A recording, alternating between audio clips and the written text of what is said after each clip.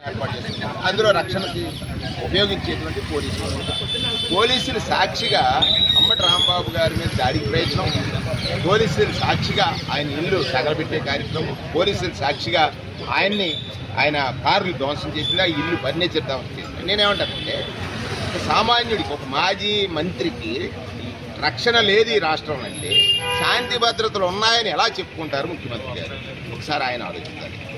ఒకటి, అంబటి రాంబాబు గారు ఒక వ్యాఖ్య చేశారు, దానిని మీరు తప్పుపడుతున్నారు.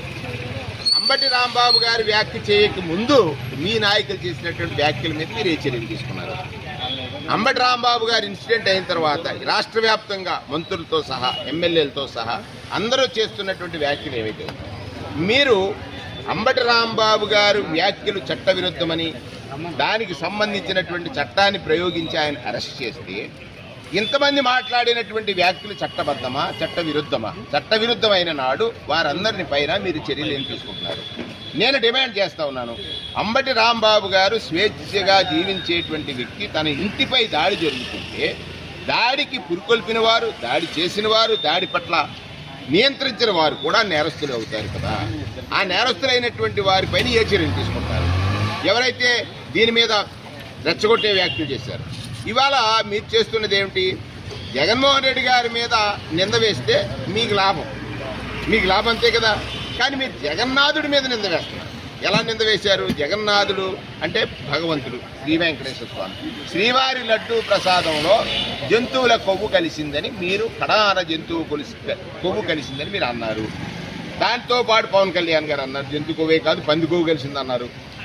మీ తనయుడు అన్నారు చేప కొవ్వు కలిసిందన్నారు. పంది కొవ్వు, చేప కొవ్వు, జంతు కొవ్వు. అసలు భగవంతుడి మీద విశ్వాసం, భక్తి గనక తమకుంటే ఈ వ్యాఖ్య చేయరు. ఎందుకంటే భగవంతుడి పట్ల అపచార వ్యాఖ్యలు చేయడం అనేటువంటి చాలా పాపకార్యం. అటువంటి పాపకార్యానికి మీరు తలపెడితే సుప్రీంకోర్టు వారు ఎంటర్ అయ్యారు. వారు ఏం చెప్పారు? సిట్ ఏర్పాటు చేశారు. ఆ సిట్ ఏం చెప్తుంది? అటువంటి మాట ఎక్కడా లేదు, జంతువు కొవ్వు కలిసినటువంటి ఉదాహరణలు లేవు అనేటువంటి చెప్పింది. దానిని ప్రతిపక్షం మీరు అన్న మాట వెనక్కి తీసుకోండి. స్వామివారి పట్ల అపచారకర వ్యాఖ్యలు చేశారు. స్వామివారి ప్రసాదానికి కళంకాన్ని అంటించారు. భక్తుల మనోభావాలకి ఇది చాలా బాధ కలిగించేటువంటి అంశము. దీని నుంచి ఉపశమనం కలగాలి. భక్తకోటి ప్రపంచవ్యాప్తంగా ఉన్నారు శ్రీవారి భక్తులు. ఆ భక్తులకి ఉపశమనం కలగాలన్నప్పుడు అది జరగాలని నిన్న చేసిన దానికి మళ్ళీ మీరు పోస్టులు వేస్తారా? ఇదేనా సంక్షేమ కార్యక్రమం? దీనికోసం చేస్తారు. మీకు అధికారం ఉంది కదా, మీరే సిట్ వేశారు. ఆ సిట్లో మీ అధికారులు ఉన్నారు. సుప్రీంకోర్టు నియమించింది. ఆ సిట్లో కూడా మీ అధికారులు ఉన్నారు. మరి ఇవాళ మీ ప్రభుత్వం ఉంది పైన, కింద, మధ్యలో. ఈ మూడు ప్రభుత్వాల్లో ఉన్నప్పుడు వచ్చినటువంటి రిపోర్ట్లో ఏముంది? వాస్తవం లేదు.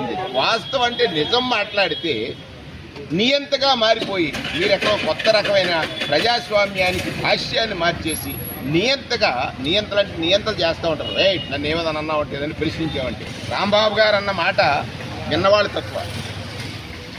తక్కువ. కానీ ఆయన దాన్ని ప్రచారం చేసి వినిపించి దాని గురించి పొలిటికల్ అడ్వాంటేజ్ పొందాలనేటువంటి భావం. సరే, రాంబాబు గారు అన్నారు, మళ్ళీ రాంబాబు గారు క్షమాపణ కోరారు. నేను అలా అని ఉండవలసింది కాదు నా వయసు రీత్యా, కానీ అక్కడ ఉన్న పరిస్థితుల్లో నేను మాట్లాడాను, అది తప్పని ఆయన ఒప్పుకున్నాడు. వినండి, మరి అదే భాష మీ సహచర క్యాబినెట్లో వాళ్ళు మాట్లాడుతున్నారు, అదే భాష మీ ఎమ్మెల్యేలు మాట్లాడుతున్నారు, మీ నాయకులు మాట్లాడుతున్నారు.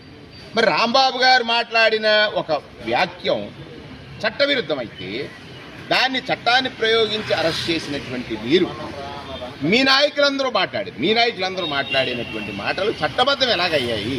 చట్టవిరుద్ధం అయితే అందరి మీద కేసులు కట్టాలి. రెండవది, రాంబాబు గారి ఇంటి మీద దాడికి వెళ్తే అది చట్టబద్ధమా? అంటే బూతులు తిడితే దాడులు చేయటం అనేటువంటిది ఎక్కడైనా చట్టంలో ఉందా? లేదా అటువంటి చట్టాలు ఏమన్నా ఈ రాష్ట్రంలో తయారయ్యా? అది చెప్పాలి. అది జరగనప్పుడు ఒక చోట మీరు చట్టబద్ధం కాదు అని చెప్పినటువంటిది రెండో చోట చట్టబద్ధంగా ఎలా అవుతూ? సరే, ప్రజలు గమనించండి. ఇవాళ మీరు అధికారం ఉందని మీరు తప్పించుకోవచ్చు, కానీ న్యాయమూర్తులు ప్రజలు ఈ రాష్ట్రంలో ప్రజల యొక్క ప్రశాంతత మీద మీరు అశాంతి. ఏంటంటే లడ్డూ ప్రసాదంలో మీరు చేసిన వ్యాఖ్యలు వాస్తవాలు కాదని నిరూపితమవుతున్న సమయంలో ఏ విధంగా మేము మరల్చుకోవాలి. ఇవాళ ప్రభుత్వం మీద గడిచిన వారం రోజులుగా జరుగుతున్నటువంటి అనేకమైనటువంటి ఉదాంతాలు జనసేన ఎమ్మెల్యే గారి మీద ఉంది, లేదా వైజాగ్లో సైట్లు ఏదైతే భూమి కబ్జా చేసే విధానం మీద ఉంది. చూసినట్లయితే రజనీ గారి పైన దాడి, బ్రహ్మనాయుడు గారి పైన దాడి, అంతకుముందేమో పెద్దిరెడ్డి గారి పైన దాడి. ఒకటి కాదు, ఏంటి దాడుల సంస్కృతి ఏంటి ఆంధ్రప్రదేశ్ రాష్ట్రంలో? ఈ సంస్కృతిని మీరు ప్రవేశపెడుతున్నారా? ఆ రోజు చంద్రబాబు నాయుడు గారు అన్న మాట ఏమిటి? అడాన జంతువు కొవ్వు కలిపి తయారు చేశారని అన్నారు. అది లేదు కదా, అది లేదు కదా, లేదు కదా, ఒప్పుకుంటారు కదా మీరు కూడా? అది లేదని కదా మేము చెప్తున్నాం. జంతు కొవ్వు అన్న మాట బాధ్యత కలిగినటువంటి ముఖ్యమంత్రి బాధ్యతారాహిత్యంతో మాట్లాడినట్ట కాదా అని ప్రజలను అడుగుతున్నాం మేము. అంటే రసాయనాలు కూడా ఉన్నాయని కూడా అదే రిపోర్ట్లు కూడా అడల్ట్రేషన్ అది ఒక డిఫరెంట్ సబ్జెక్ట్. అడల్ట్రేషన్ ఉంది, లేకపోతే రసాయనాలు ఉన్నాయి. బోలేబాబా డైరీకి ఎవరిచ్చారండి? ముందు అనుమతి ఎవరిచ్చారు? 2018లో తమరే కదా. ఇప్పుడున్న ఈఓ గారు, అప్పుడు ఈఓ గారు బోలేబాబా డైరీకి ఇచ్చారు. బోలేబాబా డైరీకి. కానీ దీంట్లో ఓవరాల్గా ఏం చేస్తున్నారంటే ఇవాళ తిరుమల తిరుపతి దేవస్థానాల ప్రతిష్టని ప్రపంచవ్యాప్తంగా భక్తులకున్న విశ్వాసాల మీద ఒక కలుషితమైన లేదా కలంకితమైన, కలుషితం కూడా కలుషిత మాటల ద్వారా కలంకితం అంటిస్తున్నారు. ఇది భక్త కోటి ఎక్కడ కూడా హర్షించేది కాదు. నేషనల్ మీడియా, స్టేట్ మీడియా, ప్రతి మీడియా, సోషల్ మీడియా అన్నీ కూడా చెప్తున్నాయి. రిపోర్ట్లో ఏముంది, ఆ వరల్డ్ లేదని చెప్పిన తర్వాత ఎందుకు మీరు డిఫెన్స్లో పడిపోయారు కదా? దానికోసం ఇవాళ ఈ డైవర్షన్ కోసమేమో మొత్తం అసలు ఈ రాజ్యాంగం మీద ప్రమాణం చేసి శాంతి భద్రతలు రక్షిస్తాను, ప్రజల ఆస్తుల్ని ప్రాణాలని రక్షిస్తారని చెప్పినటువంటి ప్రమాణం చేసినటువంటి ముఖ్యమంత్రి గారు ఇవాళ నిన్న జరిగినటువంటి ఇన్సిడెంట్కి ఆయన బాధ్యత వహించి ప్రజలకు చెప్పాలి. అంటే అధికారం ఉంటే అరెస్ట్ చేయటమేనా? స్వేచ్ఛ లేదా? ఇప్పుడు ఇవాళ ఉంది, జక్కంపూడి రాజా గారు బయటికి వెళ్లకుండా హౌస్ అరెస్ట్ చేశారు. హౌస్ అరెస్ట్ చేసామని అందరూ ఇంతమంది పోలీసులు వచ్చారు కదా. నేనేమంటానంటే వాట్ ఎవర్ రీజన్, బట్ నేనేమంటానంటే ఇది ఇట్ షోస్ ఖచ్చితంగా ఈ రాష్ట్రంలో శాంతి భద్రతలు కొరవడిపోయి కారణం అధికార దాహంతో పాటుగా అధికారం ఏదైతే కొంతమందికి శక్తి ఇస్తుందో అది ఎక్కువైపోయిందనేది వాస్తవం. బుచ్చి చౌదరి గారు సీనియర్ అండి, మరి ఆయన చిట్టు ఇచ్చుకోవడం ఏంటి? ప్రజలు ఇస్తారు చిట్టు. మీరు చెప్పింది నిజమా, మేము చెప్పింది నిజమా ప్రజలు తెలుస్తారు. మీరు చెప్పిన దాంట్లో ఉన్న వాస్తవం లేదని మేము చెప్తాం, అది మాకు స్వేచ్ఛ. నేనేమంటానంటే ఇది ఒకటి నడుస్తుంది. ఇప్పుడు నాకు అర్థమైంది ఏంటంటే చంద్రబాబు నాయుడు గారు ఇచ్చిన హామీల గురించి పక్కన పెట్టేశారు 2 సంవత్సరాల కాలంలో. ప్రజలు ప్రశ్నించరనేటువంటిది ఆయన నమ్మకం. ఎందుకంటే ప్రజల్ని మూడు పర్యాయాలు ముఖ్యమంత్రి చేసిన తర్వాత ప్రజల నాడి మీద తెలిసినోడు కాబట్టి ప్రజల తరఫున ఎవరు ప్రశ్నిస్తారు? ప్రతిపక్షం ప్రశ్నిస్తుంది. ప్రతిపక్షం యొక్క గొంతు నొక్కేస్తే ప్రశ్నించేవాడు ఉండవు. తను ఏది చెప్పినా వేదవాక్కు. ఇప్పుడు ఆయన చెప్తున్నాడు కదా, వాళ్ళ మనుషులు ఎవరైనా బూతులు మాట్లాడితే అదేం వేదవచనాలు లేదా సంస్కృత పదాలు.